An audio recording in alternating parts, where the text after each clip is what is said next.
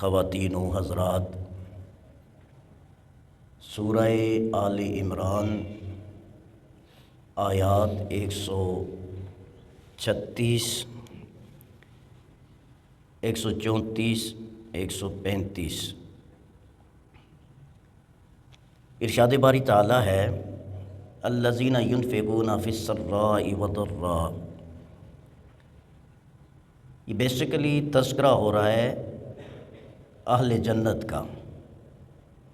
اللہ فرماتا ہے اس سے قبل آیا مبارکہ 132 میں وَسَارِعُوا إِلَىٰ مَغْفِرَةٍ مِّن رَبِّكُمْ، کوشش کرو، دوڑو۔ سارع یسرع کا مطلب ہوتا ہے سرت، اور اسی سے ہے سری۔ سرت تیز رفتاری کو کہتے ہیں، سری جو بہت تیز ہو۔ سارعوا تیزی کرو، دوڑو۔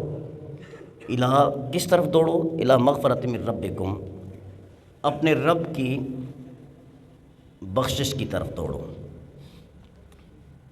وجنت، اور اللہ نے جو تمہارے لیے جنت بنائی ہے اس جنت کی طرف دوڑو۔ ارضها السماوات والارض، جس کی صرف چوڑائی جو ہے وہ آسمانوں اور زمینوں جتنی ہے۔ اعدت للمتقین، وہ جنت اللہ نے متقین کے لیے تیار کی ہوئی ہے۔ اب متقین کون ہیں؟ جنت کے حقدار کون بنیں گے؟ بخشش کے حقدار کون بن سکتے ہیں؟ اللہ نے ان کی صفات بیان فرمائی۔ الذین، چونکہ یہ آپ جانتے ہیں کہ یہ بابرکت مہینہ، یہ رمضان المبارک کا مہینہ ہے، اور رمضان جو ہے نا یہ رمدن سے مشتق ہے، رے میم اور ضاد، اور رامدہ کا مطلب ہوتا ہے جلا دینا، خاکستر کر دینا۔ تو اسی سے رمضان ہے، اس کا معنی یہ ہے کہ یہ گناہوں کو جلا دیتا ہے، خطاؤں کو ختم کر دیتا ہے، نافرمانیوں کو ختم کر دیتا ہے۔ لیکن ان کی من تاب الی اللہ، جس نے اللہ کی طرف رجوع کر دیا، اللہ کی بارگاہ میں توبہ کر لی، اس شخص کے گناہوں کو، بدیوں کو یہ رمضان المبارک کے ایام اور لمحات جو ہیں وہ خاکستر کر دیتے ہیں، جلا دیتے ہیں۔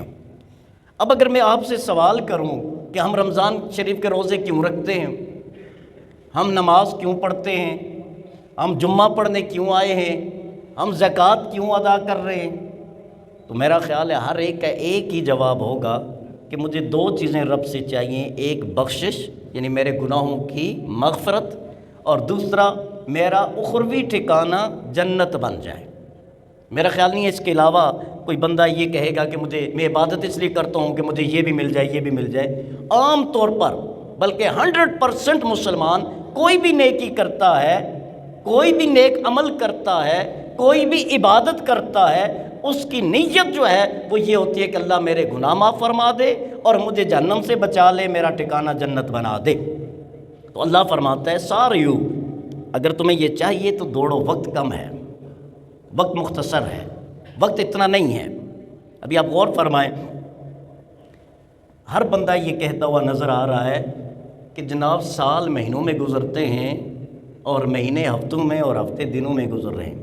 کیا یہ فیکٹ نہیں ہے؟ یہ اب بھی 2025 تھا، 2026 شروع ہوا اور ہوتے ہی کیا 2 مہینے پورے ہونے کو نہیں ہیں؟ آج 19 ہے، 20 ہے، 20 تاریخ ہے، تو 10 دن رہ گئے، 10 بھی نہیں، یہ تو 8 دن رہ گئے، پتہ ہی نہیں چل رہا۔ اللہ نے برکت اٹھا لی ہے، سالوں سے بھی اٹھا لی ہے، مہینوں سے بھی اٹھا لی ہے۔ تو جب سالوں اور مہینوں سے برکت ختم ہو جاتی ہے، سمجھ لو پھر زندگیوں سے بھی برکت ختم ہو چکی ہے۔ کل کے جو لوگ 30-40 سال کے اپنے آپ کو کہلوا رہے تھے، آج بیچارے جو ہے ہاتھ میں سوٹے پکڑ کے چل رہے ہیں، کسی کو کون سا مرض لاحق ہے، کسی کو کیا بیماری لاحق ہے، پریشان حال ہے دنیا۔ اس ساری افراتفری میں کیا کرنا چاہیے؟ تو جب ہم قرآن سے پوچھتے ہیں تو قرآن کہتے ہیں سارعوا الی مغفرۃ من ربکم، جلدی کرو اپنے رب کی بارگاہ میں جا کے معافی مانگ لو۔ اور رمضان المبارک کا بیسک مطلب یہی ہے، مقصد بھی یہی ہے کہ اللہ سے معافی مانگ لی جائے۔